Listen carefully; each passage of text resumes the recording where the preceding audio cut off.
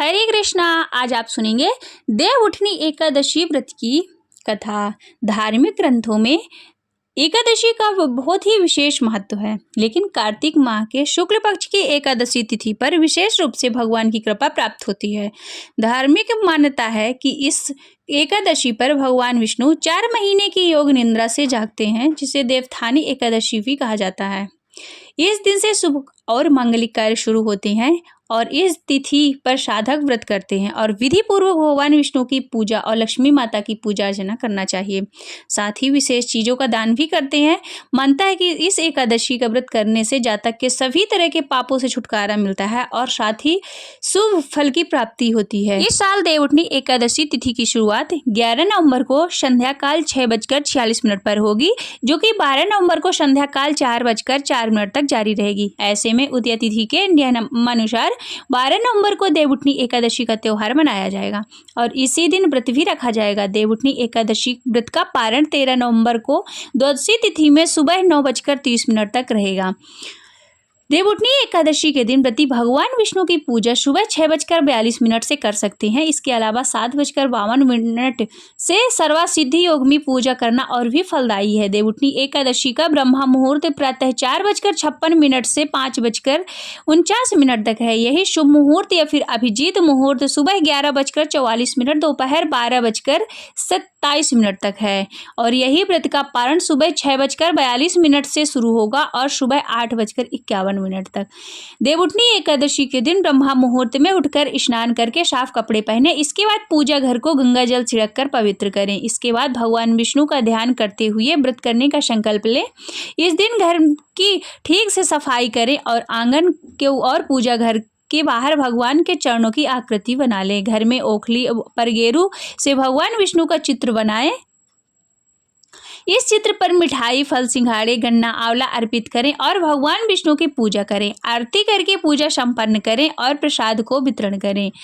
देवउठनी एकादशी व्रत के दिन सुबह स्नान करना चाहिए। भगवान विष्णु की पूजा करनी चाहिए। व्रत के दिन केवल फल और जल ही ग्रहण करें। रात को भगवान विष्णु की पूजा करें और आरती करें। अगले दिन व्रत खोलें और व्रत खोलने से पहले दान अवश्य करना चाहिए। व्रत के दिन भगवान विष्णु की कथा अवश्य सुननी चाहिए और देवउठनी एकादशी व्रत की भी कथा अवश्य सुननी चाहिए। व्रत के दिन भगवान विष्णु के मंत्रों का जाप करें। पूजा में तुलसी पत्र शामिल करना बिल्कुल भी ना भूलें।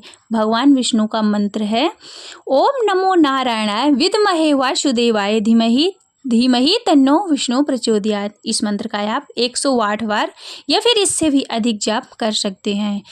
दूसरा है श्री कृष्ण गोविंद हरे मुरारे हे नाथ नारायण वासुदेवा। तीसरा है ओम नमो भगवते वासुदेवाय। देवउठनी एकादशी व्रत करने से भगवान विष्णु और माता लक्ष्मी की विशेष कृपा प्राप्त होती है और आशीर्वाद मिलता है, जो जीवन में सुख समृद्धि और आध्यात्मिक उन्नति के लिए आवश्यक है। इसके अलावा देवउठनी एकादशी व्रत करने से भगवान विष्णु की कृपा के साथ साथ विवाह में आने वाली अड़चनें भी दूर होती है और संतान प्राप्ति की कामना भी पूरी होती है। देवउठनी एकादशी का व्रत करने से सुख और समृद्धि की प्राप्ति होती है और इस व्रत को करने से जाने अनजाने किए हुए सभी पाप भी नष्ट होते हैं। देवउठनी एकादशी का व्रत करने से मोक्ष की प्राप्ति होती है। देवउठनी एकादशी व्रत करने से आध्यात्मिक उन्नति होती है और भगवान विष्णु का आशीर्वाद प्राप्त होता है। देवउठनी एकादशी व्रत कथा। एक राजा के राज्य में सभी लोग एकादशी का व्रत रखते थे। प्रजा तथा नौकर चाकरों से लेकर पशुओं तक को एकादशी के दिन को अन्न नहीं दिया जाता था। एक दिन किसी दूसरे राज्य का एक व्यक्ति राजा के पास आकर बोला कि महाराज, कृपा करके मुझे नौकरी पर रख लें। तब राजा ने उसके सामने एक शर्त रखी कि ठीक है, रख लेते हैं, किंतु रोज तो तुम्हें खाने को सब कुछ मिलेगा, पर एकादशी को अन्न नहीं मिलेगा। उस व्यक्ति ने उस समय हाँ कर ली, पर एकादशी के दिन जब उसे फलाहार का सामान दिया गया तो वह राजा के सामने जाकर गिड़गिड़ाने लगा कि महाराज, इससे मेरा पेट नहीं भरेगा, मैं भूखा मर जाऊंगा, मुझे अन्न दे दो।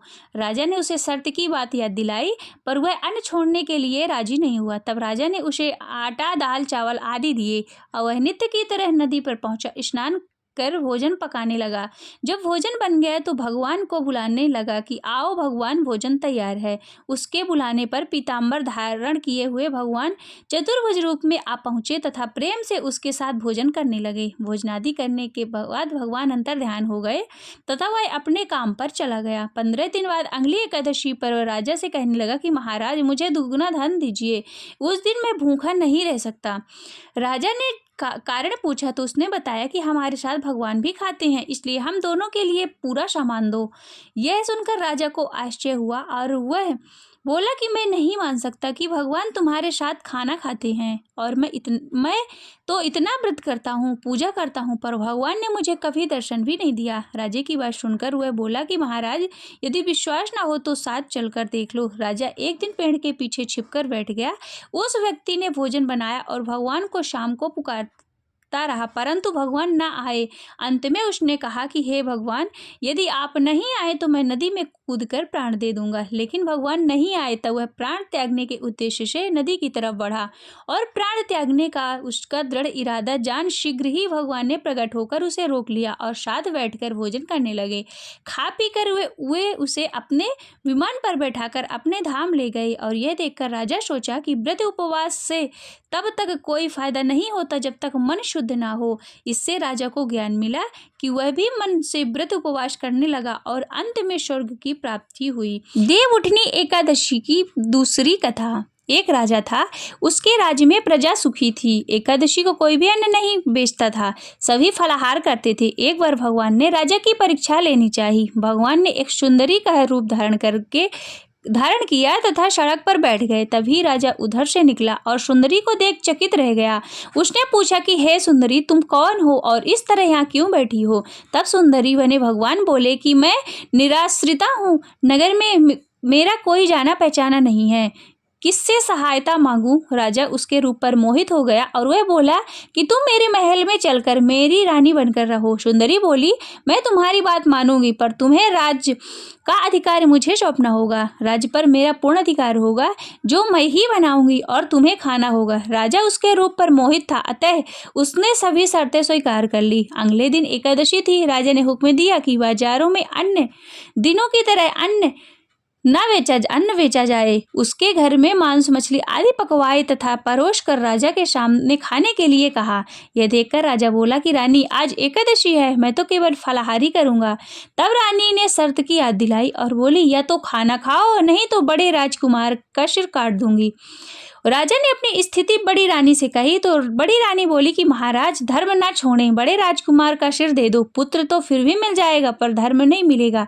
इस दौरान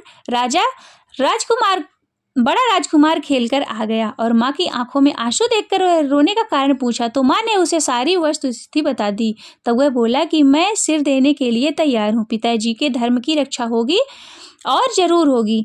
राजा दुखी मन से राजकुमार का सिर देने को तैयार हुआ तो रानी के रूप में भगवान विष्णु प्रकट होकर असली बात बताई कि राजन, तुम इस परीक्षा में पास हुई। भगवान ने प्रसन्न मन से राजा से वर मांगने को कहा तो राजा बोला, आपका दिया हुआ सब कुछ है, हमारा उद्धार करें। उसी समय वह एक विमान उतरा और राजा अपने राज्य पुत्र को सौंपकर और उस विमान में बैठकर परम धाम को चला गया। बोलिए विष्णु भगवान की जय। ओम जय जगदीश हरे, स्वामी जय जगदीश हरे। भक्ति जनों के संकट, दास जनों के संकट, चढ़ने दूर करी। ओम जय जगदीश हरे, जो ध्यावे फल पावे, दुख विनशे मन का। स्वामी दुख विनशे मन का, सुख संपत्ति घरे आवे, सुख संपत्ति घरे आवे, कष्ट मिटे तन का। ओम जय जगदीश हरे। मात पिता तुम मेरे, शरण गाऊं मैं किसकी। स्वामी शरण गाऊं मैं किसकी, तुम विने और न दो जा, तुम विने और न दो जा, आश करूं जिसकी। ओम जय जगदीश हरे, तुम पूर्ण परमात्मा, तुम अंतर्यामी। स्वामी तुम अंतर्यामी, पारि ब्रह्म परमेश्वर ईश्वर पार ब्रह्म परमेश्वर तुम सबके स्वामी। ओम जय जगदीश हरे। तुम करुणा के सागर तुम पालन करता स्वामी तुम पालन करता। मैं मूर्ख खल कामी मैं मूर्ख खल कामी कृपा करो भरता। ओम जय जगदीश हरे। तुम हो एक अगोचर सबके प्राणपति प्रभु सबके प्राणपति। किस विधि मिलो दया मैं किस विधि मिलो दया मैं तुमको मैं कुमति। ओम जय जगदीश हरे। दीन बंधु दुख हरता तुम ठाकुर मेरे स्वामी तुम रक्षक मेरे। अपने हाथ उठाओ अपने शरण लगाओ द्वार पड़ा तेरे। ओम जय जगदीश हरे। विषय विकार मिटाओ पाप हरो देवा स्वामी पाप हरो देवा।